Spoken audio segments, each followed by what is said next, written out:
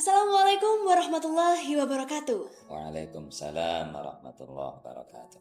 Alhamdulillahirabbil alamin, wa bihi nasta'inu ala umuri dunya waddin, wassalatu wassalamu ala asrafil anbiya'i wal mursalin, sayyidina wa maulana Muhammadin wa ala alihi wa sahbihi ajma'in.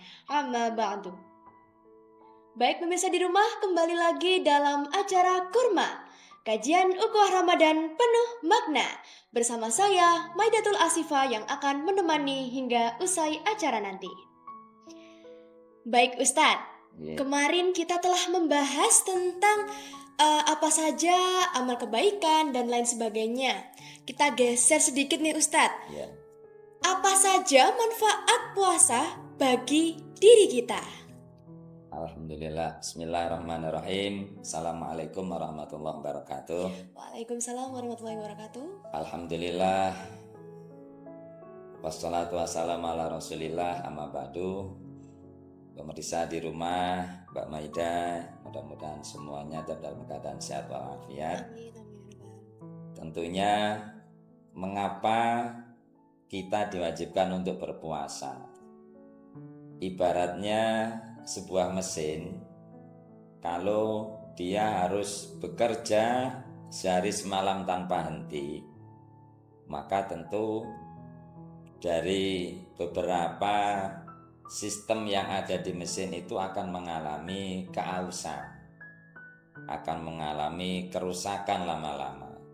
Karenanya mesin itu tidak bisa harus bekerja terus-menerus, harus ada jeda, harus ada istirahatnya. Secanggih apapun mesin yang dibuat oleh manusia tentu akan mengalami kerusakan. Lah tentu ini juga bisa berlaku pada tubuh manusia. Kita ada organ-organ mulai dari mulut yang sebagai sarana pertama kali masuk makanan dan minuman, kemudian ditelan oleh tenggorokan, kemudian diolah oleh usus sampai pada lubang pembuangan. Itu semuanya akan bekerja manakala ada asupan yang kita makan atau kita minum. Kalau ini tidak kita istirahatkan, Mbak Maida dan para pemirsa semuanya, tentu lama-kelamaan organ tubuh kita akan mengalami kecapean. Dari capek itu akhirnya mengalami sakit dan lain sebagainya. Makanya Rasulullah SAW menyebutkan sumu tasihu, berpuasalah maka kamu akan sehat. Dari sini secara ilmu kesehatan bisa kita lihat puasa itu yang kalau di Indonesia ini antara 12 sampai 13 jam. Mulai dari terbit fajar waktu subuh sampai terbenamnya matahari waktu maghrib. Itu diistirahatkan. Organ kita tidak terus bekerja. Tapi ada jeda di mana mengolah makanan minuman sisa dari ketika kita makan di waktu sahur itu bekerja rata-rata 5 jam. Makanya orang baru bisa makan kembali itu kalau sudah 5 jam, karena sudah selesai mengolah makanan dan minuman. Itu makan pagi misalnya sarapan, kemudian makan siang dan makan sore atau menjelang malam. Itu paling cepat adalah 5 jam. Lah ketika orang puasa mulai dari terbit fajar terhitung sampai 5 jam menjelang zuhur, itu baru selesai mengolah makanannya. Lah baru benar-benar istirahat sesungguhnya ketika orang itu memasuki waktu zuhur sampai menjelang maghrib. Ini benar-benar istirahat. Jadi kalau masih pagi sampai siang, karena tubuh ini masih mengolah makanan minuman yang kita makan, kita minum waktu sahur tadi, maka masih bekerja sesungguhnya. Sehingga benar-benar organ kita istirahat itu di saat waktu zuhur sampai maghrib. Ini benar-benar istirahat. Supaya apa? Supaya tidak terus-menerus diforsir. Lah memang ketika menjelang zuhur sampai maghrib itu kebanyakan orang merasa lemas ya, karena memang sudah energinya terhabiskan oleh 5 jam sebelumnya itu tadi. Jadi kesehatan tentu akan kita dapatkan manakala satu, orang yang berpuasa memang benar-benar niatnya karena Allah Subhanahu wa taala. Demikian Mbak Maida. Oke, pemirsa, itu tadi manfaat puasa bagi diri kita. Semoga kita dapat menjalankan ibadah puasa ini hingga usai Ramadan nanti.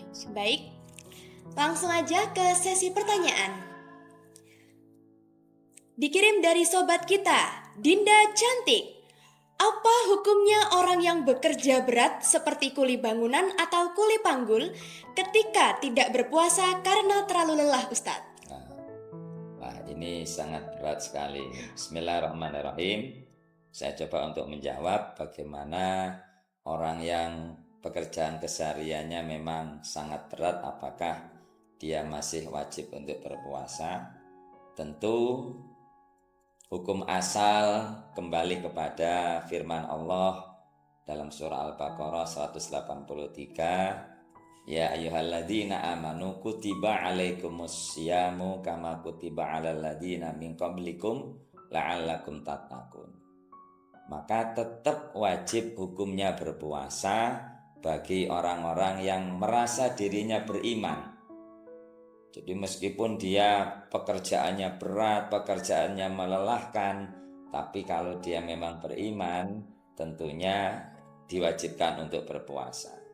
Nah, persoalannya sekarang bagaimana ketika pekerjaannya sangat berat Mbak Maida, terus nanti apa enggak malah menyengsarakan dirinya ketika dia tidak punya energi dan lain sebagainya. Begini, yang terpenting pertama adalah dia harus niat puasa. Pada saat sebelum fajar, dia tetap harus niat puasa. Perkara nanti di tengah perjalanan, dia tidak mampu untuk melaksanakan puasanya sempurna, maka dalam Al-Quran disebutkan barang siapa yang dalam keadaan sakit atau dalam bepergian, maka dia boleh berbuka. Maka kategori orang ini adalah kategori orang yang tidak memiliki kemampuan untuk melanjutkan puasanya, ya. Maka boleh dia berbuka puasa. Tapi tetap ingat, dia punya hutang. Betul sekali. Tetap harus diqodho, harus dibayar. Lah bagaimana membayarnya? Padahal dia setiap hari bekerja terus, misalnya begitu. Ya tentunya ada beberapa pertimbangan yang mungkin bisa dicarikan solusi, ya. Yang pertama, Allah Subhanahu wa taala berfirman, la yukallifullahu nafsan illa wus'aha, bahwa Allah itu tidak membebani hambanya kecuali atas dasar kemampuan. Termasuk bagaimana Rasulullah SAW menyebutkan dalam hadisnya, inna dina yusra, sesungguhnya agama itu mudah. Jadi tidaklah seseorang mempersulit diri dalam agama, melainkan dia akan kalah atau tidak mampu. Maka bersikap luruslah, kemudian mendekatlah kepada Allah Subhanahu wa taala dalam kegembiraan. Maksudnya apa? Maksudnya begini Mbak Maida dan para pemirsa yang saya muliakan.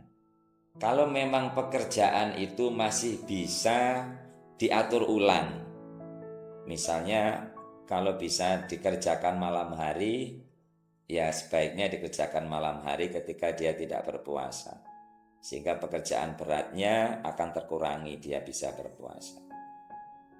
Tidak bisa Pak, ini karena mau tidak mau harus siang hari pekerjaannya, apalagi ikut orang lain misalnya. Maka tentunya ada cara mengqodho yang diberikan atau solusi yang diberikan oleh agama.